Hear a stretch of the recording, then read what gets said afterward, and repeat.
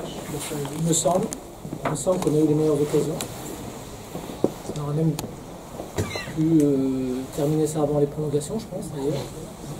On a eu quand même pas mal de situations, on a tapé la barre, on a sauvé sur la ligne, on a eu des duels face au gardien qui on a mal joué en fait. Voilà, donc je pense que c'est sur l'ensemble du match, la qualification est méritée, mais c'est vrai qu'on aurait aimé se passer des 30 minutes de plus, quoi. Ça a fait 30 minutes de plus d'expérience pour certains gamins, ça leur fera du bien. La Coupe de la Ligue, la Coupe de France, le championnat, tout va bien en ce début de 2019? Oui, mais enfin, c'est pas pour autant que je vais pas aussi vite que vous. Je vais pas aussi vite que vous. On prend match par match. On a un match important à Monaco samedi. On va déjà rentrer tranquillement, bien récupérer et partir à Monaco pour aller chercher des points. Voilà. Aujourd'hui, notre attention, c'est que ce soit Coupe de France, Coupe de la Ligue ou championnat, comme vous l'avez dit, mais on essaie de cloisonner tout ça parce que c'est assez important pour nous de garder un objectif bien précis. Vous avez terminé ce match et gagné ce match avec une équipe très très jeune, Aneba, Chamba, Fofana, Zemzemi, Karamoko. C'est une satisfaction pour vous d'avoir lancé tous ces jeunes-là et d'avoir... Bon, moi j'ai aucune satisfaction à avoir d'avoir lancé des jeunes. C'est surtout de les voir évoluer à ce niveau-là et être au niveau. Voilà, c'est surtout ça qui est important. S'ils n'étaient pas au niveau, je ne les lancerais pas. Donc on estime qu'on avait quand même décidé surtout de reposer pas mal de joueurs par rapport au match de dimanche. Malheureusement, il nous en manquait encore quelques-uns pour qu'on puisse changer toute l'équipe. Donc il y a des garçons qui ont un peu plus d'expérience que d'autres et qui sont capables de gérer l'enchaînement des rencontres. C'est Stéphane, c'est Lamine. On les a conservés dans l'équipe. Mais après, on sait que les garçons sont au niveau d'un match contre une équipe de Ligue 2. Avec du respect que j'ai pour la Ligue 2, bien entendu, mais c'est des garçons qui sont capables de jouer en Ligue 2 sans problème. Donc on espérait qu'avec quelques vieux briscards autour d'eux, ils soient performants. Il y a des choses, pas mal de choses à corriger, bien entendu, mais dans l'ensemble, c'était plutôt pas trop mal. J'ai bien aimé la première mi-temps. La première mi-temps était dynamique, on avait les situations, c'était bien. Après, c'est vrai que par moment, on a eu des petits oublis et chaque fois qu'on a fait une erreur, on a failli la payer. Donc, on n'a pas fait des tonnes, mais chaque fois qu'on en a fait une, ça a failli nous coûter cher. Donc, on va revoir ce match-là tranquillement avec les jeunes et puis on va essayer de les faire progresser tranquillement. Moi, je suis plutôt satisfait de la performance d'ensemble de ces garçons. Même si 120 minutes pour certains, c'était un peu long. Est-ce que ces jeunes-là se sont offerts le parc? Du coup, est-ce qu'on peut dire ça? Est-ce que... Ça, on verra, mais il y a très forte chance, oui. On ne pourra pas jouer toutes les compétitions en jouant tous les 3 jours, donc ça va être difficile. Enfin, on aura une équipe, on sera 11, hein, rassurez-vous, mais c'est vrai que c'est compliqué d'enchaîner tous ces matchs. Là, surtout en 6 jours, 3 matchs, si on veut être performant sur chaque match, c'est important de faire tourner et puis surtout de remettre, je parle des jeunes, mais il y a quelques cadres aussi de l'équipe qui revenaient de blessures, qui n'avaient pas un temps de jeu énorme ces dernières semaines, ces derniers matchs, et c'était important aussi que ces garçons-là retrouvent le rythme de la compétition. Contre Grenoble, une bonne équipe de Ligue 2, c'était très très bien pour eux. Je déplore un peu la blessure de Benjamin Cornet parce qu'il a une entorse à la cheville qui est obligé de sortir le mi-temps. On aurait aimé qu'il joue un peu plus, mais voilà.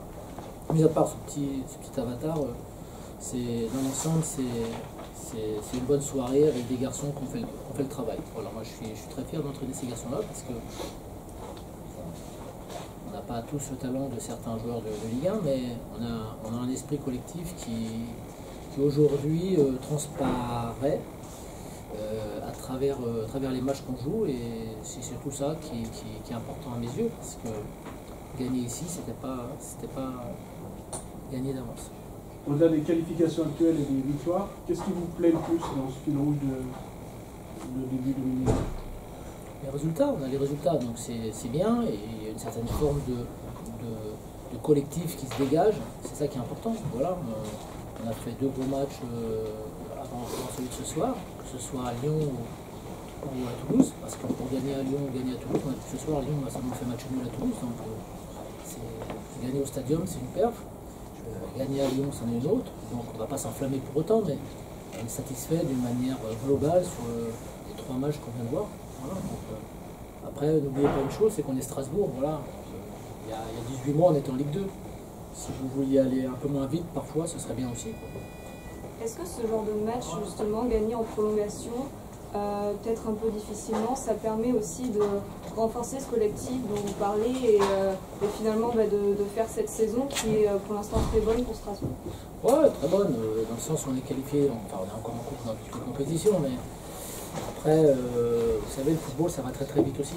Donc le problème par exemple avec la jeunesse, c'est que c'est bien de donner la chance aux jeunes, parce qu'on sait, j'ai lu un article très intéressant dans la Bible du football cette semaine, où Didier Deschamps parlait justement de la jeunesse. Et c'était intéressant, mais après, il faut aussi canaliser cette jeunesse par moment. Voilà, c'est bien, ils apportent beaucoup de peps, beaucoup de fraîcheur, mais après, voilà, il faut arriver à guider, à canaliser, à stabiliser, je dirais aussi par moment. Voilà. Donc c'est bien. Là. Moi, je suis très fier qu'on ait des jeunes qui soient capables de jouer à ce niveau-là pour l'instant. De manière durable, c'est autre chose, c'est une autre affaire, mais au moins déjà de temps en temps qu'ils puissent acquérir de l'expérience. Parce que on a eu l'agrément pour le centre de formation seulement il y a 1 an et demi. Donc c'est difficile de former des gamins quand tu as l'agrément seulement depuis 1 an et demi. Enfin, les gens qui sont du métier comprendront ce que je veux dire. Donc on a la chance d'avoir certains jeunes qui sont capables aujourd'hui d'évoluer en équipe première. Donc on apprécie ça et on essaie de travailler. On a quand même, je sais avec mon staff, moi, on a un passé de formateur, donc on a quand même l'envie de développer toutes les qualités que ces gamins peuvent avoir. Donc c'est normal aussi que de temps en temps, on leur donne... C'est des gamins qui transpirent toute l'année avec nous, qui font les efforts avec nous et qui ne sont pas toujours récompensés parce qu'il y a des joueurs qui sont devant eux pour l'instant. Donc dès qu'on a la possibilité de les faire jouer, il est évident qu'on va essayer de les faire jouer. Voilà. Comment vous avez trouvé cette équipe de Grenoble, vous qui l'avez vue l'année dernière à peu près à la même époque? Ouais, c'est une bonne équipe. Moi, je l'ai vu en championnat, je l'ai dit hier en conférence de presse. J'ai vu plusieurs matchs et c'est une équipe qui est très intéressante, qui est bien organisée, qui se projette vite vers l'avant. Voilà. Donc, après, j'ai trouvé que sur la durée du match, c'est vrai que c'était un peu plus dur pour eux parce que forcément, quand tu viens de reprendre comme ça, que tu as joué seulement un match, si je ne me trompe pas, tu as joué qu'un match là. Donc c'est compliqué d'enchaîner un match avec prolongation contre une équipe de Ligue 1. Mais je ne suis pas inquiet pour cette équipe, elle est bien organisée, elle ne prend pas beaucoup de buts. C'est vrai que ces derniers temps, elle n'a pas marqué beaucoup, mais ça va revenir. À un moment donné, il y a toujours des périodes comme ça, malheureusement, surtout quand tu es promu. Il y a toujours des périodes comme ça où c'est un peu plus difficile, mais je ne me fais pas de soucis pour cette équipe. Je ne sais pas si elle pourra créer la surprise, parce que j'ai l'impression qu'il y a beaucoup de monde au portillon quand même. Donc à un moment donné, il faudra faire une série où il faudra enchaîner les bons résultats. Donc, mais je vous souhaite le meilleur pour la suite de la saison, c'est sûr. Puis, comme j'apprécie bien Philippe en plus, qui fait du bon travail, c'est bien aussi que cette équipe soit récompensée. Thierry, tu nous dis souvent, pour finir sur la Coupe de France, tu nous dis souvent qu'il faut arrêter de rêver. Là, mercredi prochain, c'est le PSG. Ils ont déjà été éliminés de la Coupe de la Ligue. Ouais, bien sûr. On les voit mal se faire éliminer de la Coupe de France. Est-ce que là aussi, il ne faut pas rêver? Je sais pas. Moi, je sais pas, quand je joue contre Paris, je préfère rêver, quoi, en fait. Parce que finalement, t'as rien à perdre, donc autant rêver, finalement. Tu les bats souvent, au final? Ouais, bien sûr. Ouais, je crois que ça m'est arrivé une fois. Si, je les battais souvent quand je jouais, parce qu'on arrivait à les battre à cette époque-là, mais depuis, ça a un peu changé, quoi, malheureusement. Là, voilà, c'est vrai que ce match ce soir n'était pas très bien placé pour nous, voilà, faut reconnaître. Donc, on s'est dit qu'il fallait jouer à fond malgré tout, voilà, parce que c'est pour ça que je regarde un peu l'histoire des prolongations, parce que ça avait un peu de réussite, si on avait provoqué cette réussite, je pense qu'on aurait pu finir avant, mais voilà, on va bien récupérer, on va aller avec des gens qui vont avoir un peu plus de fraîcheur, du moins je l'espère, à Monaco, et puis il sera temps, après le match de Monaco, de penser au match de Paris. Mais je suis heureux d'y aller malgré tout, parce que je pense que ça va être une bonne expérience pour pas mal de garçons, et notamment nos jeunes. Donc ce sera intéressant. Est-ce qu'Afrique Guingamp peut aussi donner des idées ou... Vous savez, vous êtes dans un monde où vous devez écrire, donc c'est bien d'écrire quelquefois que les gens... Moi je rêve pas, Voilà, je sais où je mets les pieds quand j'arrive dans un stade, je sais à peu près ce qu'on peut faire, je sais ce qu'il ne faut surtout pas faire. Et à Paris, il y a beaucoup plus de choses qu'il ne faut absolument pas faire par rapport au nombre de choses que tu vas parvenir à faire. Voilà. Donc moi je suis content parce que c'est une belle aventure, c'est une belle expérience pour les joueurs. Ils l'ont mérité ce soir, donc il n'y a aucune raison qu'ils n'en profitent pas mercredi prochain. Mais il y a d'autres matchs autour de ce match. Il y a Monaco, ensuite on a Bordeaux en championnat, puis Bordeaux en Coupe de la Ligue, puis Saint-Etienne, puis voilà, ça s'enchaîne. Donc on n'a pas forcément aujourd'hui toute l'expérience voulue pour pouvoir enchaîner les matchs. Donc on essaie de faire avec nos moyens. Voilà, on n'est pas en train de se plaindre, hein, rassurez-vous, mais je dis simplement qu'on n'a pas encore tout le vécu, toute l'expérience que peuvent avoir certaines équipes, et notamment, parler de Paris, c'est même une autre équipe de notre championnat, même par rapport à Lille, par rapport à Montpellier, par rapport à Saint-Etienne, par rapport à Marseille, par rapport à Lyon, voilà, il y a un vécu dans ces équipes, il y a un talent déjà, il y a un vécu, il y a une expérience qui fait qu'ils sont capables de gérer cet enchaînement de matchs. Et même quelquefois pour eux c'est difficile. Donc pour nous c'est forcément très difficile. Mais on a de la ressource malgré tout, donc on va profiter pour essayer de bonifier cette ressource. Voilà. C'est surtout ça. Toi aussi tu apprends parce que c'est la première fois que tu es confronté à une cadence pareille, en plus avec 5 matchs à l'extérieur. Comment tu vois la gestion du groupe? Justement, tu parlais de cloisonner tout à l'heure. Est-ce que ça veut dire qu'il y en a qui vont devoir mettre au frais, d'autres Non, je n'ai pas dit ça. J'ai parlé de cloisonner par rapport à comment on aborde les matchs. Voilà. J'ai pas parlé il n'y a pas une équipe pour la coupe et une équipe pour... Non, loin de là. Il y a des garçons qui ont donné tout ce qu'ils pouvaient sur le début d'année. Et il y en a d'autres qui ce soir ont donné aussi après. Le problème c'est que ce soir on avait surtout beaucoup de joueurs à remettre en jambes. Voilà, c'était surtout ça. Donc il est hors de question que si on avait joué ce match-là début janvier, ça aurait été beaucoup plus simple parce qu'il y en a déjà qui seraient un peu plus en jambes. Or là, il y a des garçons qui n'avaient pas joué depuis le mois de décembre, et encore je suis gentil, même un peu avant toi. Donc des garçons comme Antoine Consalves, c'est pas en 3 minutes quand tu rentres comme ça, tu vas te remettre d'aplomb. Nuno, c'est la même chose. Kevin Zoé, c'est pareil. Enfin, on avait suffisamment de garçons qui avaient besoin de jouer pour que ce soir on les fasse jouer. Après, maintenant qu'ils ont déjà joué un match et qu'ils vont retrouver un peu de rythme progressivement, Abdallah, qu'on n'a pas vu depuis des mois et des mois, voilà, c'est des garçons qui petit à petit vont retrouver le rythme, retrouver du peps, et donc ça va permettre à tout le monde d'être remis à niveau, et donc là la concurrence va jouer à plein champ parce que forcément ce ne sera plus la même histoire. Là aujourd'hui, on était un peu, on a dégagé une équipe, mais c'était plus parce que c'était une équipe qui était dans le rythme et que les autres ne l'étaient pas. Donc c'était ça qui faisait le choix. Aujourd'hui, les garçons vont revenir progressivement dans la marche en avant qu'on veut avoir, et tout le monde aura la possibilité de jouer. Donc les garçons l'ont bien compris justement. Si ce soir ils étaient motivés, c'est justement parce qu'ils ont envie de rejoindre encore un match la semaine prochaine.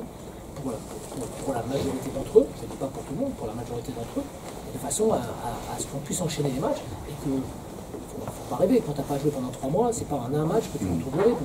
Voilà, faut être honnête.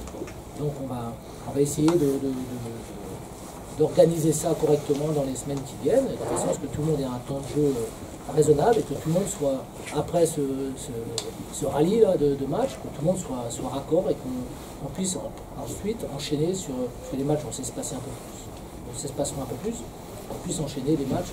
Nous ce qu'on voulait c'est pas trop de blessés, voilà, éviter les cartons aussi. Donc dans l'ensemble on n'a pas trop mal réussi dans cette entreprise. Voilà, après l'avenir, je ne sais pas quelle équipe sera à Monaco, je ne sais pas quelle équipe sera au Parc, je ne sais pas quelle équipe sera contre Bordeaux, ça c'est autre chose. Nous on va se projeter simplement sur Monaco aujourd'hui. Ce qu'on a fait ce soir c'est pour certes protéger certains joueurs en vue de Monaco, mais surtout pour remettre beaucoup de joueurs en jambes. Voilà, c'est surtout ça. Est-ce que vous pouvez nous confirmer le refus de l'offre du Betis Séville pour Kenny Lala? Pourquoi je vous confirmerai quelque chose? Parce que je vous le demande. Bah ouais, mais si vous me demandez un truc qui me dépasse complètement, vous pouvez parler des gilets jaunes, ça me dépasse complètement aussi. Voilà, c'est la même chose. Donc vous ne savez pas si vous pouvez compter sur Kenny Lala pour les matchs? Pourquoi je ne saurais pas si... Moi personnellement je compte sur Kenny Lala. Voilà. À mon niveau, je compte sur Kenny Lala. Arrêtez de fantasmer Kenny Lala. Kenny Lala, il n'est pas en fin de contrat à la fin de l'année. Arrêtez de raconter tous des conneries sur les réseaux sociaux. Voilà, vous me fatiguez. Kenny Lala, il sera en fin de contrat en 2020. D'accord? Donc Kenny Lala, pour l'instant, il est heureux d'être à Strasbourg.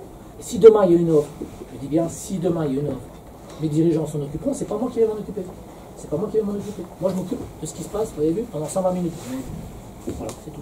Le reste, il n'y a personne qui va partir de... Pour moi, il n'y a personne qui part. Moi, c'est ce que j'ai demandé à mes dirigeants. personne ne part. Parce qu'on a une équipe qui me semble compétitive pour l'instant, donc c'est pas d'actualité. Après, un entraîneur, il reste à sa place. S'il y a des dirigeants au-dessus qui sont prêts à écouter les trucs, ils le feront. Et moi, j'ai pas de souci avec ça. Parce qu'on est suffisamment clair avec mon président, mon coordinateur, mon recruteur.